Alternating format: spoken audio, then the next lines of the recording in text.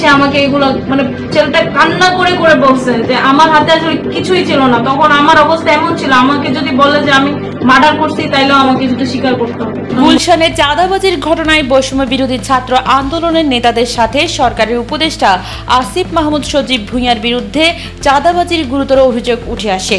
অভিযোগের প্রমাণস্বরূপ গ্রেপ্তার হওয়া অপুর একটি ভিডিও ইতিমধ্যে সামাজিক মাধ্যমে ভাইরাল হয়েছে। লাগানো অবস্থায় আমার সাথে কথা বলতেছিলেন একজন উপদেষ্টা, সেই উপদেষ্টা ছিলেন আসিফ মাহমুদ সজীব ভুঁইয়া। কিন্তু ওই ভিডিওটির পেছনের গল্প সত্য প্রকাশ করলেন আজ জানে আলম বা অপুর স্ত্রী। আজ এক সংবাদ সম্মেলনে তিনি বলেন, অপুকে গ্রেপ্তার করার আগে বিএনপি নেতা ইশরাক তুলে নিয়ে নির্যাতন করে ওই ভিডিও করে এখন সোশ্যাল মিডিয়ায় ছাড়া হচ্ছে।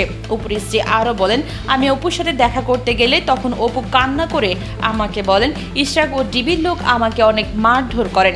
ইশরাক আমাকে তুলে নিয়ে অস্ত্রের মুখে ওই ভিডিও করান, আর তখন আমার কিছু করার ছিল না। তখন যদি বলতো আমি মার্ডার করছি আমাকে তাই করতে হতো।